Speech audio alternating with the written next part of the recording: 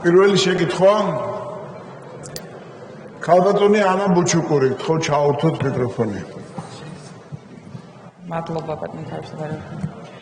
მოგესალმებით კოლეგებო. ბევრი საკითხი დამიგროვდა პრინციპში კითხვის სახით და კომენტარის სახით, მაგრამ რა კითხვის შეზღუდული მაქვს ერთადერთი კომენტარი ბატონო თავმჯდომარე სანდრო გრიგულიანის მოსამართლის ლევან მურუსიძის დაწინაურება გამოგრჩა სასამართლო რეფორმაზე საუბრისას. ეხლა გადავიდეთ სხვა საკითხებზეც.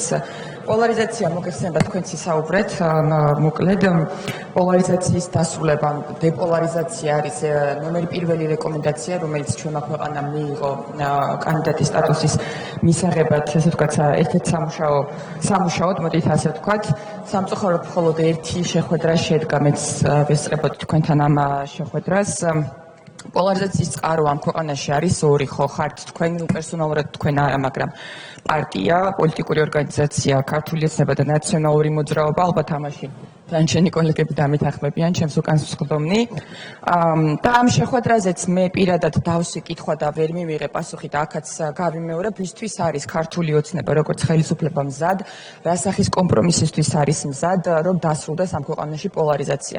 მათ შორის ამ პირველ შეხვედრაზე ჩემი მხრიდან და ჩვენი გუნდის მხრიდან დაისვა საკითხი, რომ ის მედია საშუალებები, რომელიც კონტროლდება ხელისუფლების მიერ, გაიხსნას ოპოზიციური პარტიებისთვის, მათ შორის ჩვენი გუნდისთვის, თუმცა პირიქით უფრო ჩაიკეტა. ბატონ გიას უნდა ვთხოვო, რომ მცირედით დამემატოს დრო. ამიტომ პოლარიზაციაზე კიდევ ერთხელ ვიმეორებ, რა სახის კომპრომისისთვის არის მზად ქართული ოცნება, რომ დეპოლარიზებას მივახციოთ ამ ქვეყანაში. და ასევე თხოვნა მექნება, რომ სტანდარტულ პასუხს, რა პასუხსაც ნაცმოძრაობას გასცემთ ხოლმე, მე ნუ გამცემთ, იმიტომ რომ იცით რატომაც. მეორე თემა მნიშვნელოვანი არის, უკვე სვამ კითხვას, როგორც ერთი კონკრეტული დეპუტატის საზედამხედველო ფუნქცია, რომელიც ერთ-ერთი მნიშვნელოვანი ფუნქცია არის ამ უწყების და თითოეული ჩვენგანის ვალდებულებაა. ძალიან დიდი პრობლემა არის მაგალითად ის, რომ დეპუტატები, რომლებიც მიმართავთ ანგარიშვალდებულ ორგანოებს და თანამდებობის პირებს, ან საერთოდ არ გვცემენ პასუხებს, ან გვცემენ ერთ წლის დაგვიანებით. განსაკუთრებით გამოირჩევა ბატონი პრემიერი და ბატონი დარჩიაშვილი. ამაზე მინდა თქვენ დამატებით დეპუტატებს მოგვაწოდოთ ინფორმაცია, პირადად თქვენ როგორ უზრუნველყოფთ კონსტიტუციის აღსრულებას. კიდევ ერთხელ ვიმეორებ, ხოლმე ბატონ დარჩიაშვილზე მინდა კომენტარი გავაკეთო და ბატონ დარჩიაშვილი განსაკუთრებულად არ ცემს პარტიის კონსტიტუციას, იმიტომ რომ არა მხოლოდ როგორც საგარეო საქმეთა მინისტრი, მთავრობის ადმინისტრაციის ხელმძღვანელი როცა იყო, მაშინაც არ ახასიათებდა კითხვებზე პასუხების გაცემა. და კიდევ ერთი ძალიან მნიშვნელოვანია, როდესაც მედია გარემოზე ვსაუბრობთ, თქვენც ისაუბრეთ, რომ ახალი წესები, რეგულაციები ამოქმედა და ჩვენი საპარლამენტო ჟურნალისტებისთვის და დასაბუთებად მოყავთ ევროპული ქვეყნები. თუმცა არ ითვალისწინებთ ერთ ძალიან მნიშვნელოვან მომენტს, რომელ ევროპულ ქვეყანაში ხდება, რომ მაგალითად სახელმწიფო წარმომადგენლები დადიან მხოლოდ მათ მიერ კონტროლირებად მედიაზე და არ უსხდებიან ოპოზიციას დებატებს, შემალებიან ოპოზიციას. რომელ ევროპულ ქვეყანაში ხდება მაგალითად ის, რომ ორგანიზებული, ესე ვთქვათ, ძალადობა ჟურნალისტების წინააღმდეგ, რაც ვიხილეთ სამწუხაროდ 5-6 ივლისს დღემდე ამ უმძიმესი ფაქტების ორგანიზატორები არ არიან დასჯილები.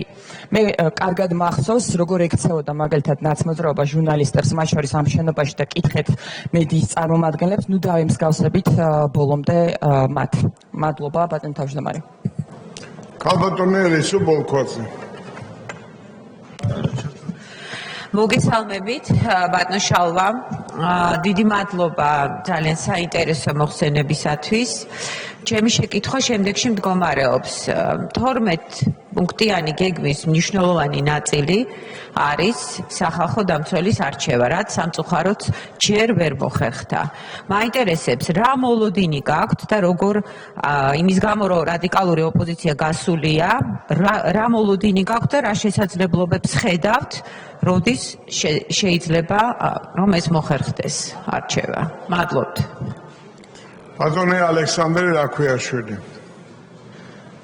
ბატონო შალვა, 298 კანონი ნამდვილად უკეთესია ვიდრე 500 თუ რაც რო იყო წინაზე, მაგრამ კარგი იქნება რომ შევამციროთ კიდე კანონების რაოდენობა, ანუ უფრო ნაკლები კანონები მივიღოთ და ისეთი კანონები, რომელიც მართლა მნიშვნელოვანია, იმიტომ რომ ძალიან ხშირად და მე მინდა თხოვნა რომ ამაზე მივაქციოთ ყურადღება ზოგადად, კანონში არ იკვეთება პრობლემა, ანუ კანონს ვიღებთ, რომელიც პრობლემა, რომელიც უნდა გადავჭრათ, რომელიც საზოგადოებას აწუხებს, შეიძლება რომ რაღაცა კონკრეტულ ინტერესთა ჯგუფს აწუხებდეს, ან მაგალითად რამის ბიუროკრატიას ან მინისტრს, მაგრამ ესეთი საზოგადოებისთვის მნიშვნელოვანი პრობლემა, რომელზეც ხალხი ლაპარაკობს, დისკუსიები მართება და ამაზე საპასუხოდ იწერება კანონი ან ცვლილება შედის კანონში. ასეთები თითქმის არ არის, ძალიან ცოტაა.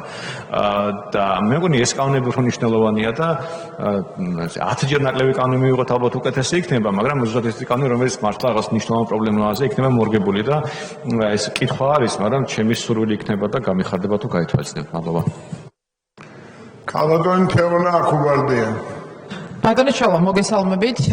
მადლობა ანგარიშისთვის. კითხვა მექნება რამოდენიმე თუ შეიძლება გამოწვევებზე ისაუბრეთ თქვენ და ძირითადი აქცენტი რადიკალურ ოპოზიციაზე იყო იმ ორ საკითხში რეკომენდაციის, რაც ჩვენ წინ გვაქვს.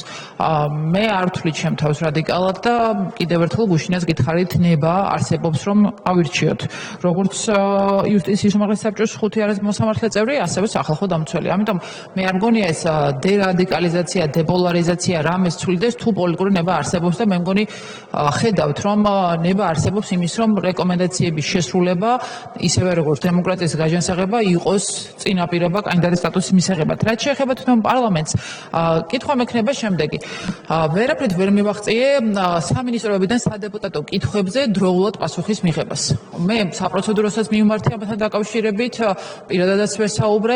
ძალიან გთხოვთ რაღაცნაირად ქმედით მექანიზმი მოვახერხოთ ისე რომ ვადაგადაცილება 200 დღიანი არ იყოს, ან საერთოდ უპასუხოდ დატოვება. 14 წერილი მაქვს თავდაცვის მინისტრზე გაგზავნილი და პასუხი დღემდე არ მაქვს. საგარეოზე 3 წერილი. იქნება ამაში და რაღაცნაირად უფრო მეტად აქტიურად ჩავერთოთ, ისევე როგორც კითხვა მაქვს. როგორ მიგაჩნია თქვენ ძირითადად კანონები, მე რაც ანგარიშს გავიცანი, არის მთავრობის მხრიდან შემოსული. არ მიგაჩნიათ სწორად რომ მათ შორის კომიტეტები, მათ შორის დეპუტატები კიდევ უფრო აქტიურები იყვნენ საკანონმდებლო ინიციატივებში და უმეტესწილად მთავრობას აუდებოდათ იმისთვის რომ მნიშვნელოვანი პრობლემები კანონის გზით მოვაგვაროთ და კიდევ ერთი როდესაც საუბრობთ გამოწვევებზე, მე ვფიქრობ, რომ გამოწვევა მათ შორის გვაქვს იმ გაყინულ რეზოლუციებში, რომელიც არაერთი იყო დარეგისტრირებული პარლამენტში, იქნებოდა ეს ნატოზე, იქნებოდა ეს უკრაინაზე, ბოლოს თუ არ ვცდები დამოუკიდებელი დეპუტატების ჯგუფმა დაარეგისტრირა და არ მომხდარა განხილვა. თუ ლაპარაკობთ გამოწვევებზე, მე ვფიქრობ, რომ შესაძლოა განხილვაც არ ხდება ამ რეზოლუციის პროექტების, ესეც გამოწვევა, იმიტომ რომ ჩვენ მინიმუმ კენჭი მაინც უნდა ვუყაროთ და მოვისმინოთ ამ რეზოლუციის ავტორებისგან, რატომ არის ეს პრობლემა და ინტერპელაციაც ასევე მე ვფიქრობ, რომ პრობლემაა, ჩვენ ყოველთვიურად გვაქვს ახლა ინტერპელაციების წესი და ხშირად ხდება ინტერპელაციების გადადება და ამაზე საინტერესო იქნება თქვენი პოზიცია, როგორ აპირებთ, რომ მოქნილი გრაფიკი იყოს ინტერპელაციების რომ მინისტრმა არ არიდოს თავი იმთვის ინტერპელაციას, რომელიც ფიქრობ, რომ ჩვენი მოსახლეობის ინტერესებისთვის არის მნიშვნელოვანი საკითხი. მადლობა. ბატონი ირაკლი ზარქოა. მოგესალმებით, ბატონ შალვა, მადლობა საინტერესო მოხსენებისთვის. ჩვენთვის, საქართველოს მოქალაქეებისთვის ძალიან მნიშვნელოვანი დასკვნა დაიდო ევროკომისიის მხრიდან. და აღმოჩნდა, რომ როგორც მთავრობა, ისე მთელი გუნდი პარლამენტით მათ მიერ გადადგმული ნაბიჯები რეფორმა შეფასებულია უმაღლეს დონეზე, ანუ ევროკომისიისგან იმდაგვარი დასკვნა დაიდო, რომ მათ შორის ელჩებიც გულოცავდნენ, მათ შორის ევროკავშირის ელჩი. ანუ ამით მე მინდა საზოგადოებას უთხრა, რომ ქართულმა ოცნებამ თავის მმართველობის პერიოდში ყველა ის რეფორმა, რაც ჩვენ დავაანონსეთ და განვახორციელეთ, მოწონებულია და დასკვნაში აისახა, რომ ერთ-ერთი მოწინავე ვართ იმ პრეტენდენტ ქვეყნებს შორის და ამიტომაც ვამბობდით მაშინაც, როდესაც ჩვენ კანდიდატის სტატუსი არ მოგვანიჭეს, რომ ეს იყო პოლიტიკური გადაწყვეტილება და არაფერი საერთო არ ქონდა იმ დეკლარირებულ კრიტერიუმებთან. მიუხედავად ამისა, ჩვენ გვაქვს 12 პუნქტიანი გეგმა შესასრულებელი. ქართულ ელისომ დასვა ერთი კითხვა, რომელიც ეხებოდა თქვა სახალხო დამცველს. მე მაინტერესებს დეოლიგარქიზაციის შესახებ კანონპროექტთან მიმართებაში. ჩვენ ორი მოსმენით გავიტანეთ ზუსტად ის მოდელი, რომელიც ევროპიდან ერთ-ერთი მაღალჩინოსნის კი არა, რამდენიმესგან მოწონებულია ზეპირ დონეზე. ეხლა მაინტერესებს ჩვენ ვაგრძელებთ თუ რას ველოდებით. იმიტომ რომ 12 პუნქტიანი გეგმა შესაძლებელია. მე მესმის რადიკალური ოპოზიციის. მათ არ აწყობთ ამ კანონის მიღება, იმიტომ რომ ზუსტად იციან რომ შეეხებათ მათ დაფინანსებლებს. გვარები ცნობილია. ჩვენ რა პოზიცია უნდა გავითვალისწინოთ და როგორია თქვენი მიდგომა ამ საკითხთან დაკავშირებით. დიდი მადლობა. ბატონი ვლადიმერ კახაძე. ძალიან დიდი მადლობა მოხსენებისათვის, შინაარსიანი მოხსენებისათვის, იმედიანი და სწორად დანახული შიდა და გარე პრობლემების კარგი რეალიზების გზაზე მოწოდებისათვის. და საერთოდ თქვენი თანადგომისათვის ნებისმიერი ინიციატივის განხორციელების გზაზე. ყველა ადამიანის სახელით ვიხდი ამ მადლობას თქვენ წინაშე. ეხლა ორი თემა მინდა გითხრათ. პირველი ჩვენ ადამიანები აქ ვინც ავართ და ჩვენი პოპულაცია და ჩვენი მოქალაქეები პოტენციური პაციენტებად ვითვლებით, პოტენციურ ბენეფიციარებად. ეს პოტენციური პაციენტობა ჯანმრთელობაში შექმნილი პრობლემები ერთი კაცის მიერ ძნელად მოსაგვარებელია და სახელმწიფომ სწორად დაინახა თავისთავი გვერდში ამოდგებოდა ამ გაჭირების დროს ნებისმიერ ადამიანს იმ პროგრამებით. ეხლა აქ მინდა გითხრათ, რომ აქ არის მთავარი ორი მიმართულება. პოტენციური ბენეფიციარი უნდა იყოს კმაყოფილი პირველ რიგში ჩვენ ამიტომ ვართ აქა, ანუ პოტენციური გაჭირებაში ყოფილი ადამიანი და ისინი ვინც მას დახმარებას უწევენ, ექიმები ღირსეულად უნდა იგრძნობდნენ თავის თავს. აი ჩვენი საქმიანობა ამ კუთხით უნდა იყოს წარმართული. ეხლა რა მინდა გითხრათ. საკუთრივ ჯანმრთელობის ბიუჯეტი თლიან შიდა პროდუქტთან მიმართებაში არის 1,715,000. ეს დაბალი ციფრია. მე ბიუჯეტს ვამბობ, სოციალური ბიუჯეტი დიდი გვაქვს, საკმაოდ გამართული, წელში გამართული და კარგად ორიენტირებული მომავალზე. თქვენ როგორ ფიქრობთ? აი ეს ხარდაჭერას, რომელსაც ჩვენ ველით და თქვენგან განსაკუთრებულად, რომ ეს ბიუჯეტის ნაწილი, რომელიც 1,714-ია, ავწიოთ 2.9%-მდე. ძალიან გაადვილდება და ძალიან ხელშეწყობილი იქნება DRG-ის პროგრამაზე გადასვლა, სწორად შეფასება დანახვა. ბატონია, დამიმატეთ რა ცოტა ხანი ამ შეკითხვაზე ის რა ქვია, ვერ ვეტევი დროში. ეს არის პირველი ნაწილი ბიუჯეტის, საკუთრივ ჯანმრთელობის ბიუჯეტის გაზრდა, თქვენ რა ზესახავთ ამაზე და მეორე ჩვენ წინაწე მოწვევის პარლამენტში დავიწყეთ ამაზე ლაპარაკი და მე გაჩერდა ეს საკითხი. ექიმის საქმიანობაში ხელის შეშლის საკითხი. ანუ დავიცვათ ექიმი გარე ფაქტორებისაგან. განსაკუთრებული სამწყოა ექიმებისა, რომელიც მთლიანად მომართული არიან პაციენტზე და პოტენციურ ბენეფიციარზე. და ექიმებზე პირდაპირ თუ არაპირდაპირ ზეწოლა როგორღაც უნდა შევასუსტოს და სახელმწიფო უნდა დადგეს მათი უფლების დასაცავად, რამეთო ისინი არიან ჩვენი საშუალება და ჩვენი ძალისხმევა პოტენციური პაციენტის გადასარჩენად. ამიტომ ის შეჩერებული კანონპროექტი იქნებ განვაახლოთ, ჩვენ ვიქნებით ამის ინიციატორები და თქვენს ხარდაჭერას აი ეხლა ვითხოვ, რომ მაგაც შეუძლებლობა დაგვიჭიროთ ხარი ამ საკითხი. დიდი მადლობა. ბატონი დავით ზილფიმიანი. მოგესალმებით, ბატონო თავმჯდომარე. სურვილი მექნებოდა თქვენი მოსაზრება მომესმინა ორ საკითხზე, რომლის ჩამოყალიბებასაც ვაპირებ. ერთი ეხება ოპოზიციის ნაწილის მიერ ამას წინათ დაანონსებული ქუჩის აქციებთან დაკავშირებით. და ჩემი მოსაზრება მინდა გავაზიარო ამაზე, რომ შეიძლება ეს ზოგიერთმა კოლეგამ იცის კიდეც, მაგრამ მაინც სასურველი იქნება ზოგადად, ყურადსაღები იქნება. ერთი და იგივე ქმედება, ერთი და იგივე აქცია. ერთ შემთხვევაში თუ ეს პროტესტის ნიშნად რომელიმე სახელმწიფო დაწესებულებასთან ან ინსტიტუციასთან მიმდინარეობს, მათ შორის ხელმძღვანელი პირის მიმართებით. კანონით ამას ქვია ჩვეულებრივი მშვიდობიანი აქცია და ეს დეფინიცია აქვს მას და ამაში მიუღებელი არაფერია. ეხლა ზუსტად იგივე ქმედება რაც ნებისმიერი ფიზიკური ან სახელმწიფო თანამდებობის პირის საცხოვრებელთან ან მის კერძო საკუთრებასთან გეოგრაფიაშია. მით უმეტეს თუ ეს იქ სხვა ოჯახის წევრების, ბავშვების, ქალების შეშინებას, ტერორიზებას იწვევს. ეს ხომ აბსოლუტურად სხვა დეფინიციის ქმედებაა. პრემიერ-მინისტრის, მინისტრის თუ ნებისმიერი სხვა პირის საცხოვრებელთან მივარდნაზე ზოგადად ხელის აღება ჩვენ ეპოქაში კაი გადაწყვეტილება იქნება, მე ესე ვფიქრობ. და ეს რა თქმა უნდა ამის გაზიარება მხარის პრეროგატივაა, მაგრამ მე ჩემი კოლეგიალურ მოსაზრებას ვამბობ და მინდა მოვისმინო თქვენი მოსაზრებაც ამასთან დაკავშირებით. ერთი და იგივე ქმედებას. ეხლა მეორე. მე თავს ნამდვილად ვთვლი ერთ-ერთ არ მინდა რომ რაღაცა მხოლოდ მე რა თქმა უნდა პარლამენტში არის ისეთი ოპოზიციონერები რომლებიც არიშულებენ თავის ზალისხმევას გინდა კომიტეტებში მუშაობით გინდა იმ თავიდან ხო როცა შემოვედით ერთ-ერთი პირველები შემოვედით იმის მერე მუდმივი მუშაობა და ამას წინათ ხაზ გაუსვავ სრულიად სამართლიანად ისე მოხდა რომ ფორს-მაჟორულის გამო გავაცდინე რამდენიმე დღე და სრულიად სამართლიანად მოხდა დადგა ის საკითხი რომ მეოთხედი ხელფასისა უნდა დამეთმო ამ გაცდენის გამო. ნუ მეორე საკითხია ვთქვათ მე როგორ სამედიცინო ცნობით როგორ მოგვარდა ან რამე. და ამის პარალელურად ჩვენ გვაქვს 3 წლის კოლეგები ყანან რომლებიც საერთოდ არ უვლიათ პარლამენტში და თქვენ უზრუნველყოფთ მათთვის უწყვეტი ხელფასის მიწოდებას. მხოლოდ იმ განცხადებით რომ იცი რა მე ბოიკოტში ვარ არაფერი არ გაუკეთებიათ. დაძალების სახითაც კი, ვისაც ჩამოვართვით გაცდენების გამო ზოგიერთ შეუჩერდა მანდატი, მათაც კი სრულად აუნაზღაურეთ ხელფასი. გამაგებინეთ ეს ორმაგი სტანდარტი, კაცო. მე არავისი არ ამშურს. ღმერთმა ყველა გაამდიდროს და ყველა კარგად ამყოფოს, მაგრამ თქვენ არ ფიქრობთ, რომ რაღაცაა შესაძლებელი ამ კანონმდებლობაში? მადლობა.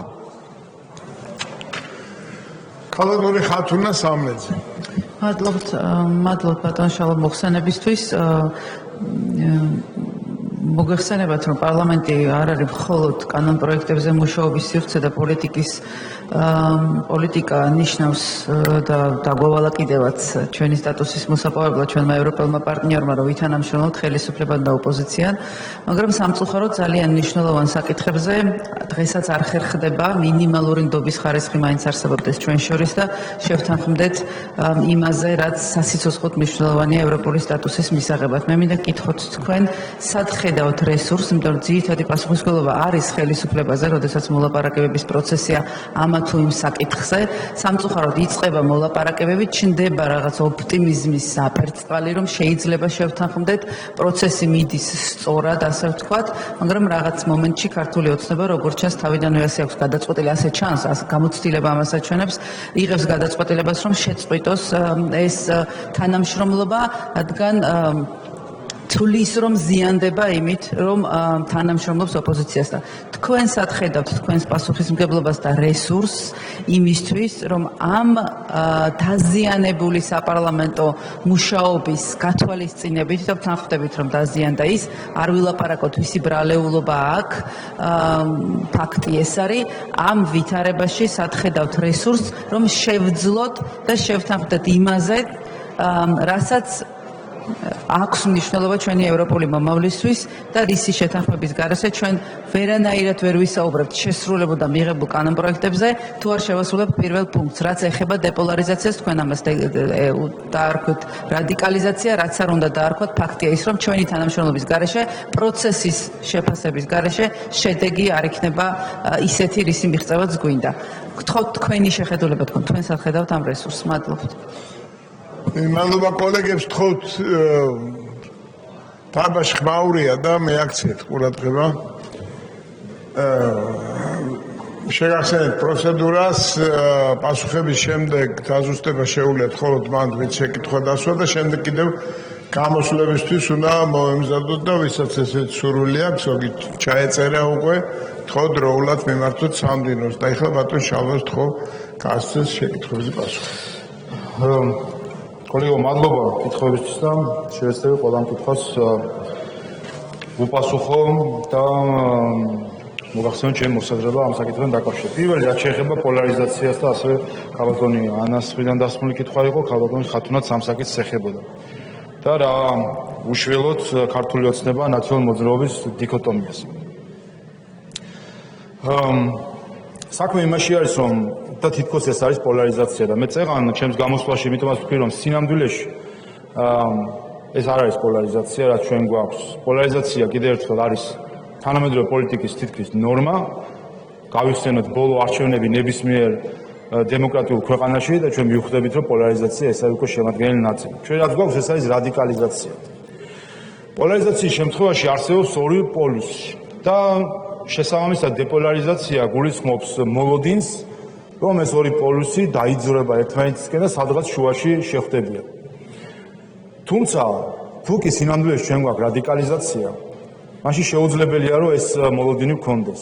რადიკალიზაცია გულისხმობს, რომ არის ერთი ცენტრი, დემოკრატიული ინსტიტუტები, დემოკრატია როგორც ასეთი და არის ჯგუფი, რომელიც გასულია ამ ცენტრიდან, ორბიტიდან არის გარეთ, გასულია დემოკრატიული ჩარჩოდან და აქ თუ ჩვენ მოლოდინი გვექნება, რომ დემოკრატიული ინსტიტუტები უნდა დაიძრენ ჩარჩოს მიღმა მყოფი რადიკალური ჯგუფებისთვის, ეს არის დემოკრატიის დაზიანება. ამიტომაც ვთქვი, რომ ერთადერთი გამოსავალი დერადიკალიზაციის, თუ კი თანხმდებით, რომ რადიკალიზაცია არის პრობლემა, არის ის, რომ რადიკალურმა ჯგუფებმა ჯგუფები შეეშვან რადიკალურ დღის წესრიგს. ერთი და მეორე, თავისით ისინი რა თქმა უნდა მას არ იზავენ. მეორე არის აღიარება. პრობლემის აღიარება უკვე გადაწყვეტის ნახევარი გზა არის. და თუ საუბრობთ, წერან ქალბატონი თეონა ამბობდა, რომ აი არ ვარ ჩვენ რადიკალური ჯგუფი და ჩვენ რა ვქნათო. პირველი რაც უნდა ქნას ჯგუფმა, გააკეთოს ჯგუფმა, რომელიც არ არის თავს არ ხდის რადიკალურად, არის აღიაროს რადიკალიზმის პრობლემა.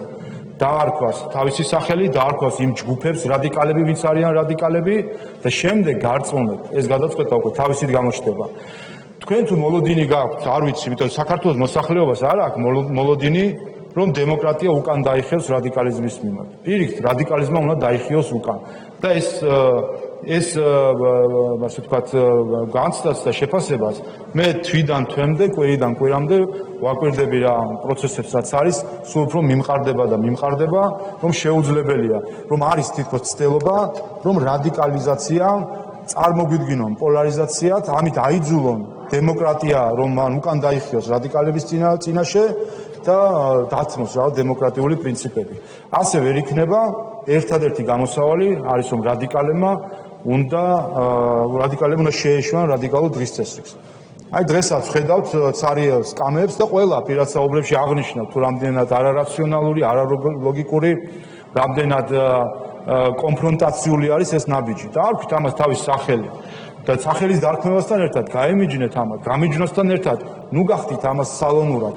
ნუ გექნებათ, იმიტომ რომ ეს ჩვენ ნახეთ არის ვთქვათ, სამწუხაროდ ამ რადიკალურ ჯგუფებს აქვს გარკვეული გავლენები, ასე ვთქვათ, და სიძლიერე და მცირე ჯგუფების აქვთ გარკვეული ცდუნება ხოლმე, რომ ყოველ ჯერზე დიდი ჯგუფის ფრთისქვეშ აღმოჩნდეს. და ამიტომ არის გამიჯნოს ხედავთ ხანდახან გარკვეულად შვებულების აღება ხდება ხოლმე რაღაც კოალიციებიდან და შემდეგ ისე უკან მიბრუნება. ამიტომ ეს უნდა იყოს ხანგრძლივი უარის თქმა და გამიჯვნა რადიკალიზმისგან და გარწმუნებთ ამ შემთხვევაში უფრო მეტად შესაძლებელი იქნება შეთანხმება. და მაგალითსაც მოგიყვანთ, რახან სახალხო დამცველი ახსენა ქალბატონმა ელისონაც, ქალბატონმა თეონამაც, რომ აი ჩვენ არ ვართ რადიკალური ჯგუფები და გვინდა, მაგრამ რა ვქნათ.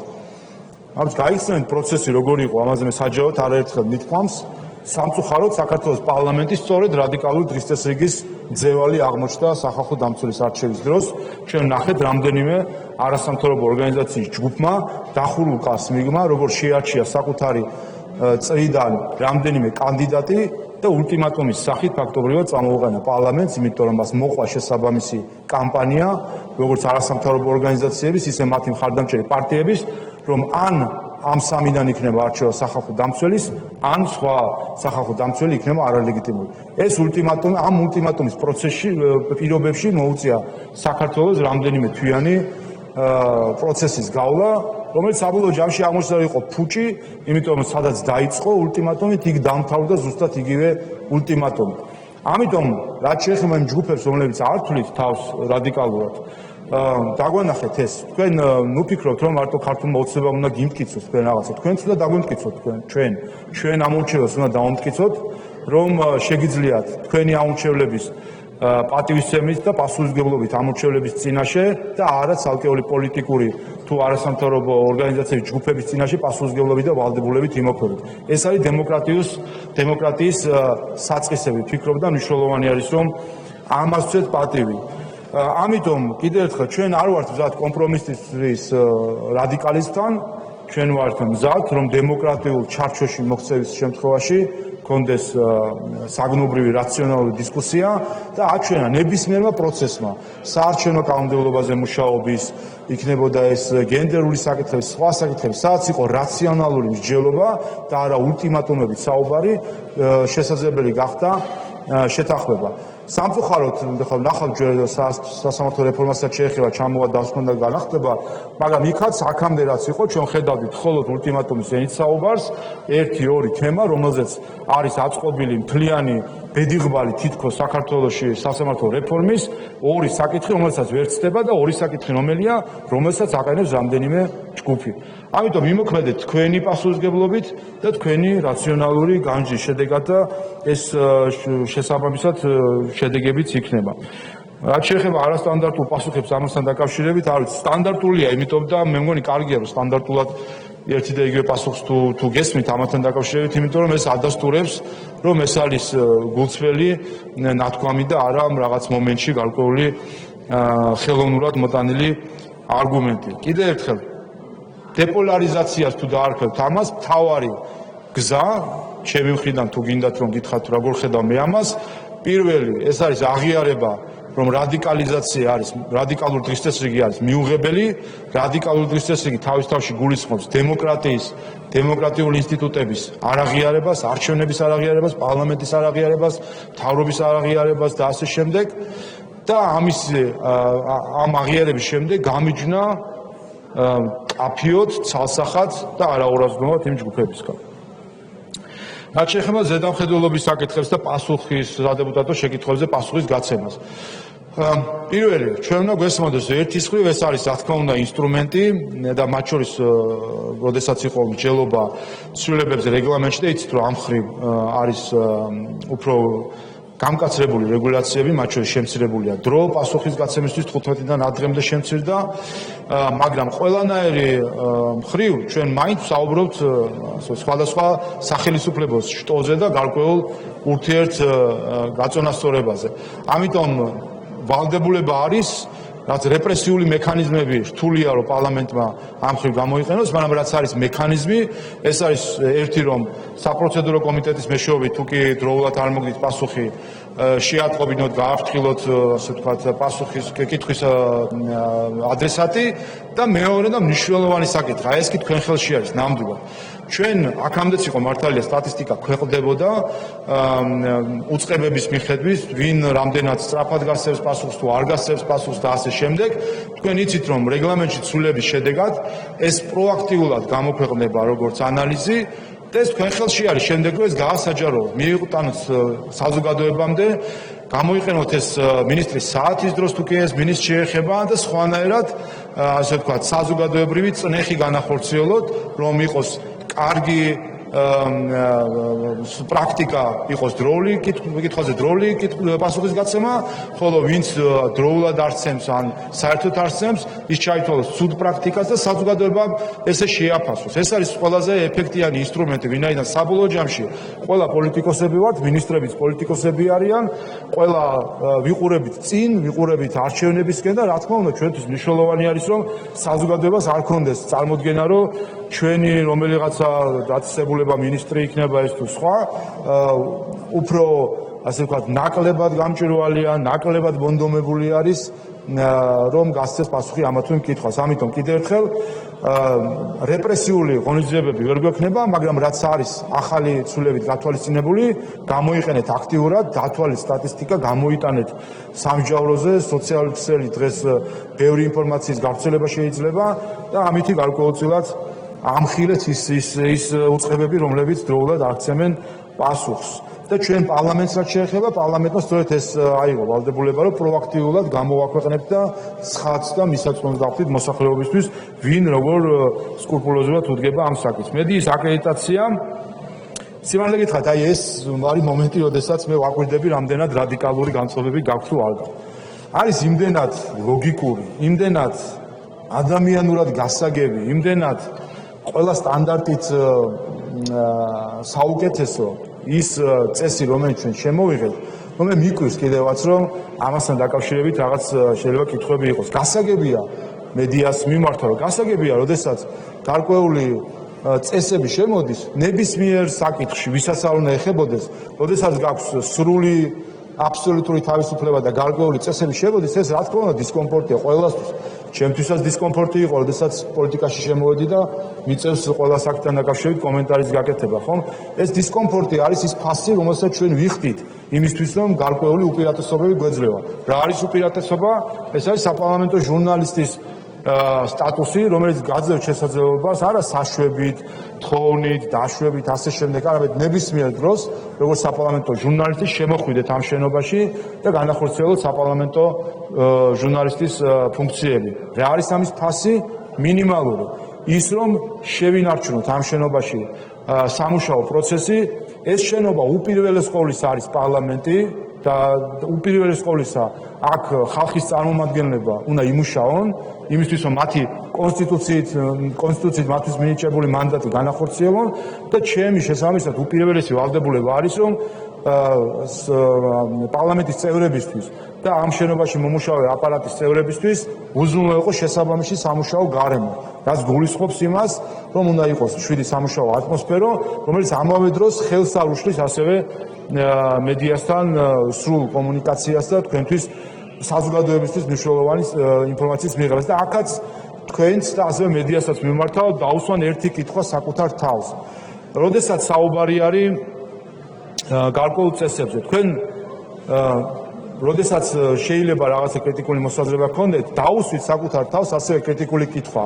ეს არის ის, რაც თქვენ გაინტერესებთ, რომ რაღაც შეიძლება მაგალითად კორიდორში დევნა არ იყოს შესაძლებელი. ეს არის დევნა, ეს არის თქვენი ინტერესი, თუ ეს არის საზოგადოების ინტერესი. აქვს ამას რაიმე ინფორმაციული დატვირთვა საზოგადოებისთვის, გარდა იმისა, რომ ეს არის გარკვეული დრამატურგიის დადგმა, რომელიც დიახაც არ გვინდა ჩვენ რომ სამუშაო ატმოსფეროს გარკვეულ ხინს აყენებდეს. ასე რომ კიდევ ერთხელ მე გარწმუნებ თქვენც და უპირველეს ყოვლისა თქვენთვის კეთდება პარლამენტის წევრებისთვის და ამ შენობაში მომუშავე ადამიანებისთვის არის ეს წესები იმისთვის რომ თქვენ შეძლოთ თავისუფლად და შეუფერხებლად მუშაობა ამ პროცესში და გარწმუნებ თქვენც ასევე ვარწმუნებ მედიას რომ ეს წესები ჩვენი თანამშრომლური ურთიერთობით და ამ წესების თქვა დაცვის შემთხვევაში პირიქით წაადგება უფრო ინფორმირებულობას ამომრჩევლების და მოსახლეობის და წაადგება უფრო პროფესიონალურად და ჟურნალისტური ეთიკის სტანდარტით ამ საკითხების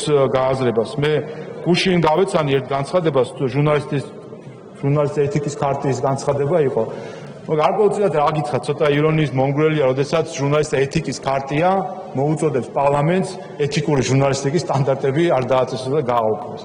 არადა იცით რა არის პირად საუბრებში მედიასთანაც ეთიკის საბჭოს წარმომადგენლებთანაც სხვებთან ბევრგან ყველა აღიარებს რომ სამწუხაროდ ეთიკური ჟურნალისტიკა ხშირად არის გარკვეული ზიანის ქვეშ და არაფერი გარდა ამ სტანდარტების გაძლიერებისა, არაფერს გარდა ამ სტანდარტების გაძლიერებისა ეს აკრედიტაცია არ გამოიწვევს და კიდევ ერთხელ აქ ვართ ყველა, მეც აქ ვართ, ყველა აქ ვართ და შევხედავთ როგორი იქნება პრაქტიკა და გარწმუნებთ რომ იქნება მხოლოდ დადებითი.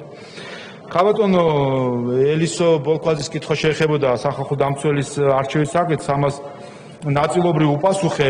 კიდევ ერთხელ მიზეზი რატომაც ვერ შედგა სახალხო დამცველის არჩევა ჩემი შეფასებით არის სწორედ ის, რომ გარკვეულმა ჯგუფებმა ასე ვთქვათ ჩარჩოში სცადეს, რომ ჩარჩოში მოექციათ თავისუფალი მანდატის მქონე დეპუტატები. პირდაპირ დადგა ულტიმატუმი, ან ამ სამი კანდიდატიდან იქნება არჩეული, ან არ იქნება არჩეული, ან არ იქნება ის სახალხო დამცველი. აი ეს იყო რის წინაშეც დააყენეს სცადესო დაეყენებინათ პარლამენტი. რა თქმა უნდა, საპარლამენტო უმრავლესობა აღმხრივ ძლიერია, ვინაიდან ჩვენ ამორჩევლების რაოდენობიდან გამომდინარეც, რა თქმა უნდა, ეს სიძლიერე გვაქვს, თუმცა იმ საპარლამენტო პარტიებს, რომელსაც აქვს დაბალი ელექტორალური მხარდაჭერა, მათზე რა თქმა უნდა ეს გავლენას ახდენს, როდესაც ეგრეთ წოდებული გავლენიანი არასამთავრობო ორგანიზაციები ასეთ ჩიხურ მდგომარეობაში შეაყენებენ. მე მეცად გეტყვით, თქვენ და მე სპეციალურად ვაკვირდებოდი გასაუბრებებს სახალხო დამცველის კანდიდატებთან, რომელიც მიმდინარეობდა კომიტეტებში.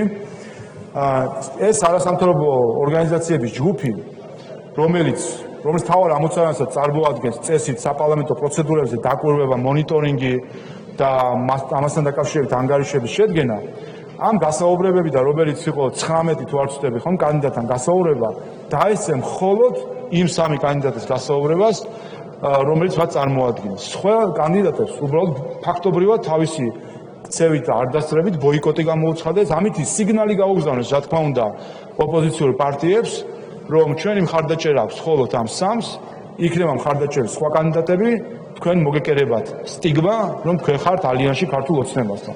ამიტომ გამოსავალი და მე საჯაროდაც მიმართე არასამთავრობო ორგანიზაციებს, რომ აცადონ საქართველოს ხალხის მიერ რჩეულ ადამიანებს განახორციელონ საკუთარი უფლებამოსილება, რომელიც მინიჭებული აქვს კონსტიტუციით და ნუ შეეცდებიან ზეგავლენის არასათანადო ზეგავლენის მოხდენა თავისუფალი მანდატის მქონე პარლამენტის წევრებს და გარწმუნეთ იმ პირობებში თუკი ყველა მიუდგება ამ საკითხის საკუთარი პასუხისმგებლობით და თავისუფალი მანდატის გააზრებით და არა გვერდზე ყურებით რომ აბა რას იფიქრებს ესა თუ ის ორგანიზაცია თუ ასე შემდეგ ყველა თუ საკუთარ თავში და საკუთარ ამომრჩევლის წინაშე პასუხისმგებლობით მიიღებს გადაწყვეტილებას ჩვენ შევძლებთ ამ შეთანხმებას იმიტომ რომ ეს ჩვენ ვართ პოლიტიკოსები და პოლიტიკოსებმა ზუსტად ყველაზე კარგად იციან როგორ უნდა მოხდეს კომპრომისები ბატონ სანდრო რაქვიაშვილის კითხვა შეეხებოდა კანონშემოქმედებას 300-მდე კანონი მივიღეთ ესეც ბევრიაო სხვა შეეს ამ 300 კანონიდან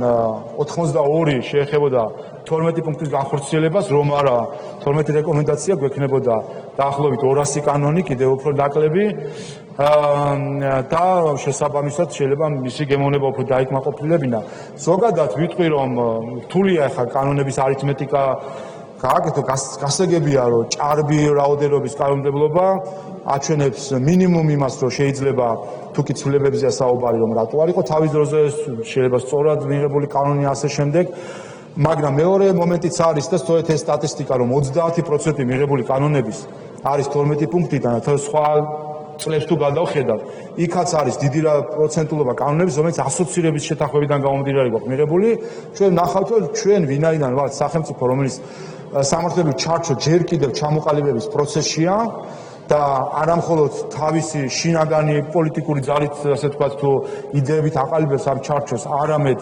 ასოცირების საერთაშორისო შეთანხმების შედეგად ასოცირების შეთანხმების შედეგად ასრულებს ვალდებულებას და ასე ვთქვათ ამიტომ არის ვალდებული კიდევაც მიიღოს ეს კანონები ჩვენ გარკვეული დიდი რაოდენობა კანონების რაოდენობა არა დაიკლებს შეიძლება მოიმატოს კიდევაც იმიტომ რომ პირიქით ამას გულისხმობს ევროკავშირთან დაახლოება რომ უფრო მეტი და მეტი კანონი გვექნება მისაღები ან რეგულაცია ჩასასწორებელი ყოველ შემთხვევაში ამათონ კანონში ქალბატონი თეონა აკუბარდიას კითხვა გამოწვევს რადიკალურ ოპოზიციასთან დაკავშირებით და სახალხო დამცველთან დაკავშირებით მე მას უპასუხე როგორ უნდა მოიქცეთ უნდა თქვენ მიიღოთ პირადად როგორც თეონა აკუბარდიამ ეს გადაწყვეტილება არა რომელიღაც არასამთავრობო ორგანიზაციის კარნახით არა სხვისკენ გახედვით ანუ თქვენი ამომრჩევლისკენ გახედვით როგორც კი ამას დააპირებთ და შეძლებს ზუსტად იმ მომენტში შედგება შეთანხმება აი ეს არის ალბათ ის რა გითხათ უმარტივესი კანონი დემოკრატიის და შეგახსენებთ იმიტომ რომ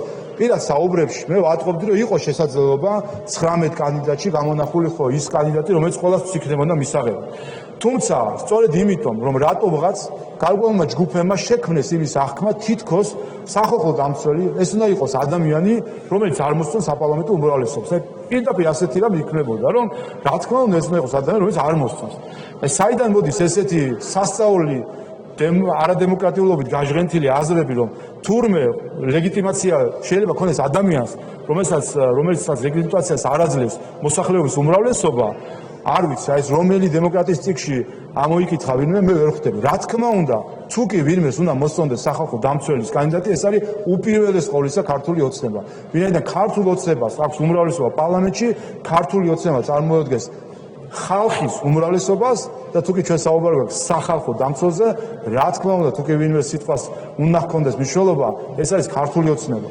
მაგრამ ჩვენ სწორედ გვაქვს კოალიციური უმრავლესობა სადაც ხვების სიტყვებიც არის მნიშვნელოვანი და თანაბრად მნიშვნელოვანი ჩვენ დავიღალეთ კიდევაც ამ ტერმინის გამოყენებით ეს იყოს თანაბრად მისაღები იმ კოალიციური უმრავლესობისთვის რომელიც საჭიროა თანაბრად არა ის რომ ოპოზიციამ აიძულოს უმრავლესობა და დაითანხმოს. არა ის რომ უმრავლესობამ დაითანხმოს ოპოზიცია, არ უნდა იყოს თანაბრად. და ჩვენ ამ გზას გთავაზობდით, მაგრამ სამწუხაროდ აი ამ სამ კანდიდატში, რომელზეც ობიექტურად ითქვა კიდევაც და მე არ მგონია იმ კრიტიკის ფონზე, რომელიც გამოითქვა ამ კანდიდატების მიმართ, ვინმეს ქონდეთ იმის ობიექტური მოლოდინი, რომ ქართული ოცნება აქ არ იყო გულწრფელი თავის დამოკიდებულებაში ამ კანდიდატების მიმართ, რომ რა თქმა უნდა ეს ხარს ვერ დაუჭერდა კანდიდატებს, რომელიც სიძულვილის ენას თესავენ საზოგადოებაში, კანდიდატებს, რომელიც სწორედ რადიკალურ დღისწესრიგს აღვივებდნენ საზოგადოებაში. ასე რომ ეს არის მე ერთადერთი გზა არსებობს საკუთარი პასუხისმგებლობით მიდგება. სადეპუტატო შეკითხვაზე გიპასუხეთ, კომიტეტი პროაქტიულად აქვეყნებს ამ მონაცემებს უკვე და მოგიწოდებთ რომ უბრალოდ მედიასაც შესაძლებლობა აქვს თქვენც რომ ეს პროაქტიულად გაიტანოთ ასე ვთქვათ საზოგადოებაში მედიაში ყურადღებას და გარწმუნებთ რომ არავის არ ეს სიამოვნება ჩემი აზრით რომ შემდეგ თუ კი ამის რენკინგსაც გააკეთებთ ვინ უფრო სწრაფად და კარგად ცდილობს პასუხს და ვინ ნაკლებად არ მგონია რომ რომელიმე უწყებას უნდოდეს რომ ასეთ შედარებაში იყოს უფრო ცუდ პოზიციებზე ვიდრე მეორე უწყება. ამიტომ ეს თავისთავად როგორც ბაზრის კანონი გვეუბნება ხანდახან უზრუნველყოფს იმას რომ თქვენი ინტერესებიც იქნება სათანადო ნაპასუხები. ხო პროექტები რატომ არის ძირითადად თავრობისგან რომ ქალბატონო თეონამ თქვა და გარკვეულწილად პირიქით ცუდია რომ თუკი ხშირად არის პარლამენტის წევრებისგან ინიციატივები. პირიქით დემოკრატიული სტანდარტი პროცედურა გულისხმობს რომ ინიციატორი არის მთავრობა. რატომ? იმიტომ რომ მთავრობა არის განმახორციელებელი რეფორმების, პროექტების და მან იცის საჭიროებები უფრო კარგად მიმდინარე საკითხების ვიდრე შეიძლება ეს პარლამენტის ცალკეულმა დეპუტატმა იცოდეს. ამიტომ პირიქით ჩვენი საკანონმდებლო საქმიანობის ხარისხი ევროპულ სტანდარტზე იქნება მაშინ, როდესაც უმეტესობა პროექტების იქნება მთავრობის მხრიდან წარმოდგენილი და პარლამენტი იქნება ადგილი, სადაც ამისი საჯარო დემოკრატიული კრიტიკული განხილვა მოხდება. ამიტომ აქ თუ კი რამეს ხედავ კრიტიკულს, პირიქით იმაში ხედავ კრიტიკულს, რომ უფრო მეტი ინიციატივა უნდა იყოს მთავრობისგან, ვიდრე ცალკეული დეპუტატებისგან და რეზოლუციასთან მივალ ახლა რაც შეეხება რეზოლუციების არ გაზიარებას. და ზოგადად აქვე ბარემ ვიტყვი საკანონმდებლო ინიციატივები ოპოზიციის მხრიდან ესეც შეიძლება იყოს რამდენად არის გაზიარებული არ გაზიარებული. აქვე სხვა დროსაც მithქვამს და კიდევ ერთხელ გავიმეორებ. ხა მთელი იდეა ხო პოლიტიკის და რა არისთვის გავდივართ არჩევნებზე არის რომ მოვიპოვოთ უმრავლესობა ან შევძლოთ კოალიციური უმრავლესობის ჩამოყალიბება რისთვის რომ განვახორციელოთ ის პროგრამა, რომელიც ჩვენ მიგვაჩნია ყველაზე სწორად. სხვების არ მოგწონს, ცუდია, ჩვენი კარგია. ხო, ეს არის მთელი წინასაარჩევნო კამპანიის იდეა. ხალხი ირჩევს, აძლევს რომელიღაცა პროგრამას უპირატესობას და შემდეგ ხორციელდება ეს პროგრამა. რა თქმა უნდა, ეს ბუნებრივია, რომ ოპოზიციის ინიციატივებს ექნებათ ნაკლები წარმატების შანსი. ბუნებრივია, შეხედე ნებისმიერი ქვეყნის პარლამენტს. თუკი ოპოზიცია თუ შეძლებს საკუთარი კანონების გატანას, მაშინ ის ოპოზიცია კი არა, ხელისუფლებაში ყოფილა და უმრავლესობა ჰქონია, ხო? და ამიტომ ეს წინაზე ვთქვი და აი ამ შედარებას გამოვიყენებ, რომ თავისთავად ეს არის, ასე ვთქვათ, კალაპოტი, რომელშიც მოძრაობს საქართველოს პარლამენტი, ეს გახლავთ არჩევნებიდან არჩევნებამდე საარჩევნო პროგრამა, რომლის განხორციელებას იწყებს უმრავლესობა, რომელიც იქნება შემდეგ პარლამენტში, ამ კალაპოტს მიყვება საკანონმდებლო გეგმაც, საკანონმდებლო მუშაობაც და მაგრამ ამავე დროს ნებისმიერ კალაპოტს აქვს რა თქმა უნდა შენაკადები. ეს შენაკადები შეიძლება იყოს უმრავლესობის თუ მთავრობის ინიციატივების მიმართ კრიტიკული დამოკიდებულებით, ასევე შეიძლება იყოს იდეები, რომელიც უმრავლესობას არ მოაფიქრდეს და ოპოზიციას მოაფიქრდეს და იქ მოხდეს შეთანხმება. ეს შენაკადები რა თქმა უნდა კარგია და იქნება, მაგრამ ეს იქნება ყოველთვის შენაკადი. კალაპოტი არის რა თქმა უნდა საპარლამენტო უმრავლესობის მხრიდან შემოშავებული და ეს არის დემოკრატიის პრინციპი. ამის საპირწონე თქვენ გაქვთ საზედამხედველო ინსტრუმენტების უფრო აქტიურად გამოყენების შესაძლებლობა, მით უფრო ახლა უკვე ახალი რეგულაციების რომელიც არის და ეს საზედამხედველო ფუნქციები არის, რომლითაც ოპოზიცია განსაკუთრებით რომლითაც უნდა იაქტიუროს. აი მაგალითად გუშინ ქონდა მშვენიერი შესაძლებლობა კომიტეტების ანგარიშების განხილვის დროს თქვენი აბსოლუტურად კრიტიკული თუ არაკრიტიკული მოსავე დაგეფიქსირებინა. ევროინტეგრაცია ხო არის თემა. გუშინ ქალბატონი მაკა ბოჭორიშვილი წარადგენდა საქართველოს პარლამენტის წინაშე ევროპასთან ინტეგრაციის კომიტეტის წლიურ ანგარიშს და გეგმას ოპოზიციიდან ამ დარბაზში არ იჯდა არც ერთი დეპუტატი. 0 დეპუტატი იჯდა აქ. არც ერთი კითხვა ოპოზიციისგან, არც ერთი შენიშვნა ოპოზიციისგან, არც ერთი მოსაზრება ოპოზიციისგან. ხო,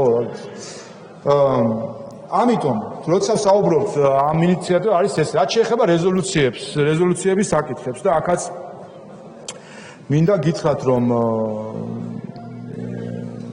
ორი საკითხი არის რეზოლუციებთან დაკავშირებით და ეს ითქვა გარკვეულწილად უმრავლესობის მხრიდანაც. რაც შეეხება საგარეო პოლიტიკასთან დაკავშირებულ რეზოლუციებს, თქვენ იცით უმრავლესობის განცხადება, რომ არ აპირებდა ოპოზიციის ინიციატივების მხარდაჭერას და ეს დადასტურდა საერთო ჯამში. ჩვენ მე აღვნიშნე კიდევაც 2022 წელი იყო საკმაოდ კი არა და გამორჩეულად რთული სოფლიო პოლიტიკისთვის და ზოგადად უსაფრთხოების მხრივ და ამ ერთმა წელმა აჩვენა, რომ ძალიან წყობრი და გათვლილი, ასე ვთქვათ, პოლიტიკის შედეგად ჩვენ შეძლეთ საქართველოში სტაბილური გარემოს შენარჩუნება, რამაც თავის მხრივ ჩვენი მოსახლეობას ააცილა ის კრიზისები, რომელიც აუცილებლად დაუდგებოდა ჩვენს მოსახლეობას გულისხმობ ეკონომიკური კუთხით. ამიტომ თავისთავად მე მგონი დრომაც აჩვენა,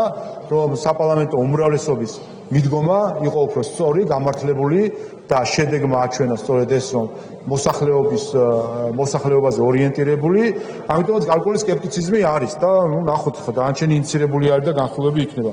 ინტერპელაციას რაც შეეხება ნამდვილად გაიზარდა და ფაქტობრივად ყოველ თვე არის შესაძლებლობა, რომ ინტერესის კითხვის არსებობის შემთხვევაში დაიბაროთ შესაბამისი ანგარიშვალდებული პირი. რაც შეეხება მოქნილობას ამასთან დაკავშირებით, რთულია, ჩვენ გქონდა ამაზე საუბარი კიდევაც, თუმცა ჩვენი რეგლამენტის, მათ შორის კონსულტაციის გავლის შემდეგ იურიდიულ დეპარტამენტთან ნაკლებად იძლევა იმის საშუალებას, რომ აქ მოქნილობა იყოს, ვინაიდან არის სტანდარტები ვადებთან დაკავშირებით და ასე შემდეგ და რთულია, რომ გავცდეთ იმ გარკვეულად ასე ვთქვათ ხის ჩანაწერს თარიღთან დაკავშირებით, რომელიც არსებობს. ამიტომ, თუმცა მეორე მხრივ დადებითი არის ის, რომ თუკი ადრე იმ შემთხვევაში თუკი ობიექტური მიზეზების გამო ვერ ხერხდებოდა ადრესატის მოსვლა ინტერპელაციაზე, გადაიდებოდა 2 ან 3 თვით, ახლა ფაქტობრივად ყოველთვე არის ეს ინტერპელაციის დღე და ამიტომ რა თქმა უნდა ნაკლები არის იმის შანსი, რომ პასუხები არ მიიღოს. ბატონ ირაკლი ზარქუას რაც შეეხება კითხვას პოლიტიკური განაწყვეტილება ევროკომისიის შეფასება, დიახ, ნამდვილად მე აბსოლუტურად დარწმუნებული ვარ, რომ საქართველოს 2022 წლის 24 ივნის იმსახურებდა კანდიდატის სტატუსს და ეს დაადასტურა თავად ევროკომისიამ კითხვარის საბოლოო შეფასებით. ან დაასრულა შეფასება, სულ ახლა მივიღეთ შედეგი და ჩვენ ვნახეთ, რომ ჩვენ ვართ ლიდერი ფუნდამენტურ საკითხებში, მათ შორის მართლმსაჯულების და სხვა მიმართულებით. ჩვენ ვართ წინ არა მხოლოდ ქულობრივად თქვა მოლდოვასთან შედარებით, არამედ ბოსნია და ჰერცეგოვინასთან შედარებით, რომელიც დეკემბერში გახდა ევროკავშირის კანდიდატი ქვეყანა. ასე რომ ჩვენ ამ მხრივ ვართ საკმაოდ წელგამართული, საქართველოს მისი სისტემა, მოწყობა, სახელმწიფო მოწყობა, მისი ბიუროკრატია იმსახურებდა კანდიდატის სტატუსს და ყოველი დღე, როდესაც ჩვენ არ გვაქვს ეს კანდიდატის სტატუსი, არის უსამართლობა საქართველოს მიმართ. თქვენ გახსოვთ ალბათ, რომ შარშან რამდენჯერმე ამ დარბაზში დაისვა კითხვა ოპოზიციის მიმართ, როგორ ფიქრობთ, საქართველოს დღეს ამ მდგომარეობით, ამ ხელისუფლებით იმსახურებს თუ არა კანდიდატის სტატუსს და ჩვენ ხედავთ, როგორ გაურბოდა ამაზე პასუხს ოპოზიცია, რომ ეთქვა გადაჭრით, კი იმსახურებს კანდიდატის სტატუსს. მიუხედავად ჩვენი დამოკიდებულებისა ხელისუფლებისა, კი იმსახურებს კანდიდატის ამ პასუხს ვერ ვიღებდით. და როდესაც ეს დამოკიდებულება და ეს ალბათ გულწრფელი პასუხიც იყო, ალბათ ასე გონია ზოგს, რომ არ იმსახურებს საქართველოს კანდიდატის სტატუსს, მაგრამ როდესაც ეს დამოკიდებულება გაქვს, მაშინ თავისთავად უკვე იმაზე საუბარი, რომ არის ცდილობა, რომ თითქოს გარკვეული ასე ვთქვათ პრომოცია გაუკეთონ საქართველოს კანდიდატის სტატუსის მიღებას, რა თქმა უნდა ეს უკვე არადამაჯერებელია. ამიტომ თუ კი რამე აკლია ჩვენთვის კანდიდატის სტატუსის მონიჭებას, აკლია ერთი რამე. ეს არის ის, რომ ყველა პოლიტიკური ჯგუფი ისევე იყოს დარწმუნებული, რომ საქართველოს ეკუთვნის კანდიდატის სტატუსი, როგორც ამაში დარწმუნებული არის საქართველოს ყველა მოქალაქე. და თუ კი ყველა ამას დარწმუნებით იტყვის, გარწმუნებთ, რომ ამ ჩვენ ერთიანობას და ჩვენ ამ რწმენას სათანადო პასუხიც გაეცემა ევროკავშირის მხრიდან. მაგრამ თუ კი აქედან შიგნიდან გაწყდება ციხე, იქნება საუბარი, რომ რა ვიცი, შეიძლება არ ვიმსახურებთ, არ ვართ იმ ფორმაში, ზუსტად რომ კარგ ფორმაში და საუკეთესო ფორმაში რო ვართ, ეს დაადასტურა ევროკომისიის ბოლო შეფასება. ამიტომ ყველას მოგმართავთ ამ შემთხვევაში იფიქროთ თქვენს ქვეყანაზე. და დეოლიგარქიზაციას რაც შეეხება, ნახოთ დაველოდოთ კიდევ ერთხელ ვენეციის კომისია განიხილავს არა მხოლოდ ჩვენ, არამედ უკრაინის და მოლდოვის პროექტებსაც, რომელიც ასევე იდენტურები არის, ანუ ფაქტობრივად იდენტურ საკითხს განიხილავს. ნახოთ რა დამოკიდებულება იქნება, ჩვენ ვიცით რომ იყო ეს თავდაპირველად ევროკომისიის მხრიდან პოზიტიურად შეფასებული უკრაინული პრაქტიკა, ნახოთ ვენეციის კომისია რას იტყვის და რა დამოკიდებულება იქნება. ჯანდაცვის ბიუჯეტს რაც შეეხება, კი ბატონო, თავისთავად, თუმცა ეს ზოგადად რთული საკითხი არის ბიუჯეტის შედგენის პროცესში. თავარი არის რომ ქართული ოცნება არის პირველი ხელისუფლება, რომელმაც ჯანდაცვის სისტემაში ადამიანებისთვის, მოქალაქეებისთვის და არამოქალაქეებისთვისაც, აქ ყოფი პირებისთვისაც შექმნა სისტემა, რომელსაც ადამიანს არ ეშინია, რომ გახდეს ცუდად, არ ეშინია, რომ მას სჭირდება ოპერაციის სახით ჩარევა, ადამიანმა იცის, რომ სახელმწიფო მას გვერდში დაუდგება და სახელმწიფო უზრუნველყოფს მისი ჯანმრთელობის აღდგენას. ამიტომ თავისთავად ეს არის ის ტრაექტორია, რომელზეც მიდის ჩვენი პოლიტიკური ძალა, რომ სახელმწიფო პასუხისმგებელი არის მათ შორის ჩვენი მოქალაქეების ჯანმრთელობაზე და ჩვენი ქვეყნის ეკონომიკური მოძლიერების პარალელურად და პროპორციულად შესაბამისად, რა თქმა უნდა, ხდება ამ ცივი პროგრამების გაზრდა და სხვა პროექტებს და კანონებს რაც შეეხება, თავისთავად ამ ხრივაც არსით გიჭერთ მხარს. ბატონი ზილფიმიანის კითხვა იყო მივარდნა და ასე შემდეგ. დიახ, ჩვენ სულ რაღაც 2 დღის წინ ვიხილეთ, რომ ნაციონალური მოძრაობის, აი ყველაზე ძლიერი ოპოზიციის თავმჯდომარე ლიდერები ადამიანს მივარდნენ ოჯახში. ფაქტობრივად შეეცადნენ, რომ დაეწიოქებინათ მისი შვილები, ოჯახის წევრები, სამეზობლო და ეს თითქოს რაღაც ისე გადატარდა. დღეს ნახეს სხვათა შორის სახალხო დამცველის აპარატის განცხადება და ძალიან გამეხარდა. რომ განსხვავებით იმ სამწუხარო პრაქტიკისგან, რომელიც ჰქონდა წინა სახალხო დამცველს დამკვიდრებული, რომ ის დუმილს ინარჩუნებდა, როდესაც საქმე ეხებოდა პოლიტიკური თანამდებობის პირებს და ამბობდა, რომ თუ კი თქვენ პოლიტიკაში ხართ, ახია თქვენზე, აი ეს დამოკიდებულება საბედნიეროდ ნახეთ დღევანდელი განცხადების, რომ აპარატის არ ვიცი ვინ კურირებს ამ საკითხს სახალხო დამცველის აპარატში, ნახეთ ეს განცხადება და მე მივესალმები, რომ მოხდა ამ ფაქტის ღია აშკარა დაგმობა სახალხო დამცველის აპარატის მხრიდან. ყველა არის ადამიანი და პოლიტიკოსიც არის ადამიანი და ადამიანზე, მის ოჯახზე, შვილებზე შეხება ეს არის რაც ნიშნავს შეხებას მის პატივზე, მის ღირსებაზე, მის ადამიანურობაზე, ეს რა თქმა უნდა იყოს დაგმობილი და ვინ თუ არა სახალხო დამცველი უნდა იყოს ის ინსტიტუტი, ვინც ამას დაგმობს, მაგრამ ამავე დროს ჩვენ ვიხილეთ ძალა, რომელიც არის ევროპული სახალხო პარტიის ოჯახის წევრი ძალა.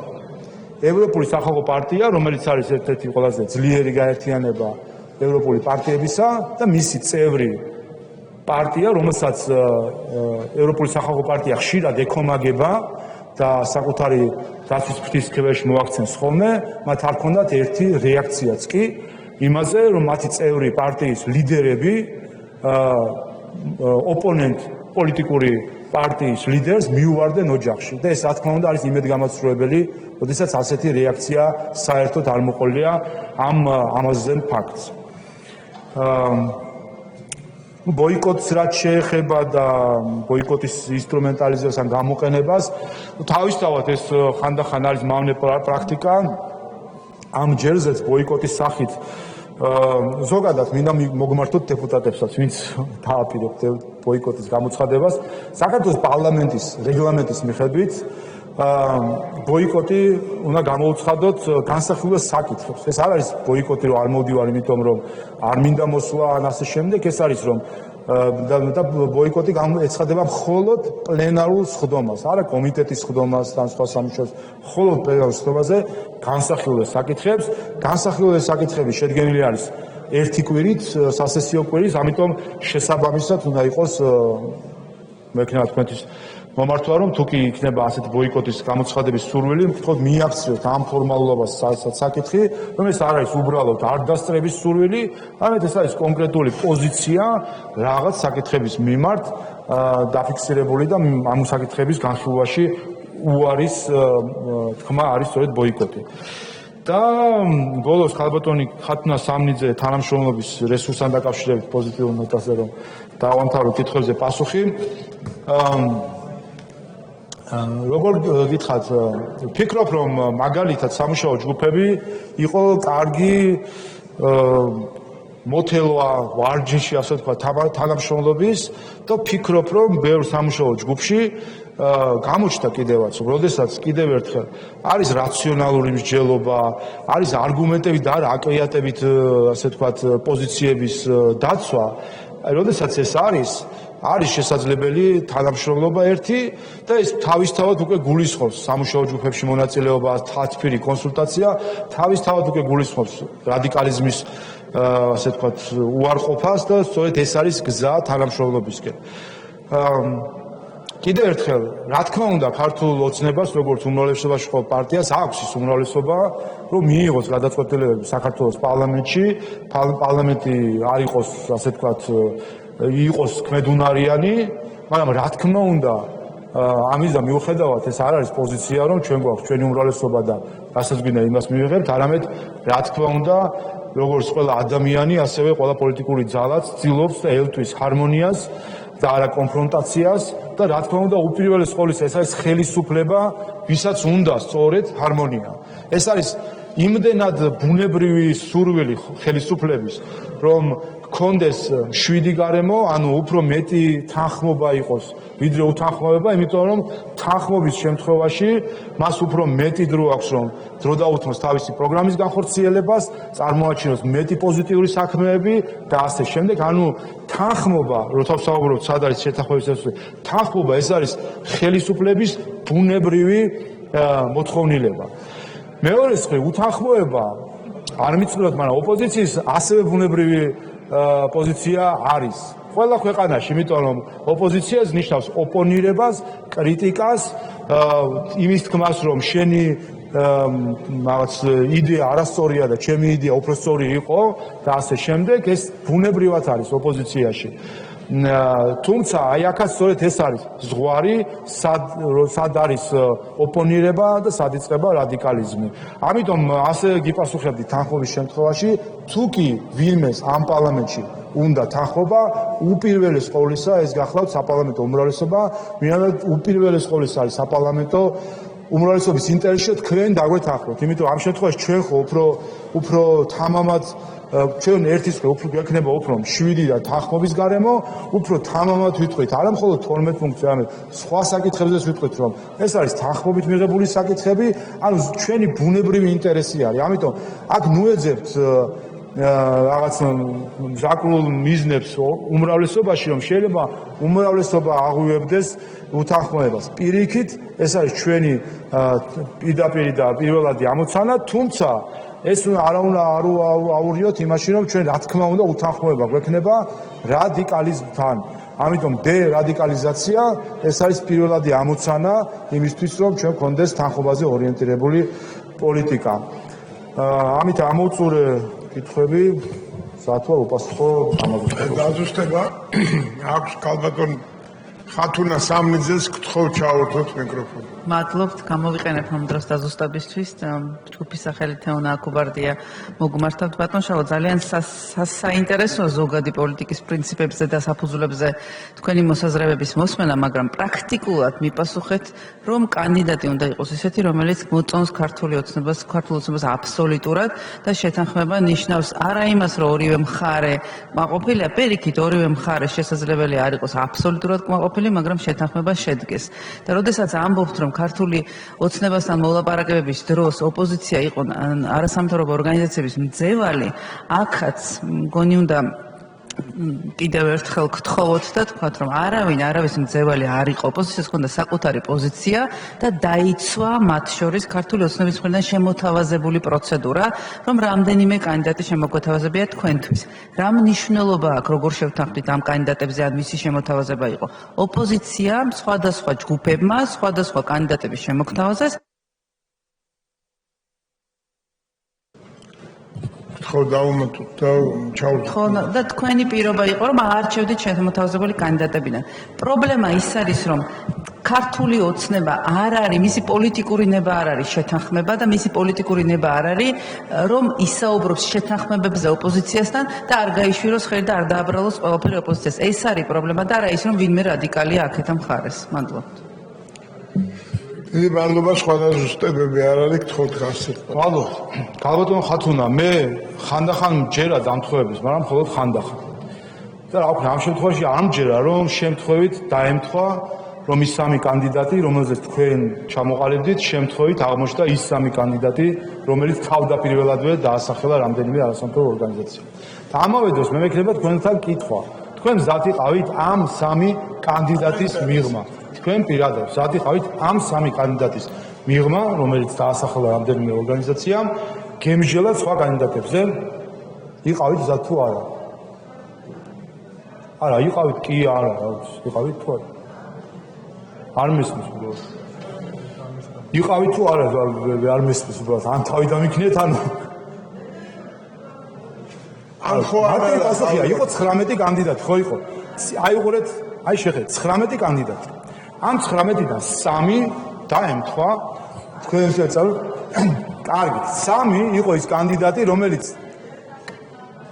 გასაგებია. თქვენ მზად იყავით, კარგით. ეს 3 კანდიდატი, ამ 3 კანდიდატის მიმართ ქართულ ოცნებას ჰქონდა უარყოფითი დამოკიდებულება. თქვენ იყავით თუ არა მზად, განგეხილათ სხვა კანდიდატი ამის მიღმა.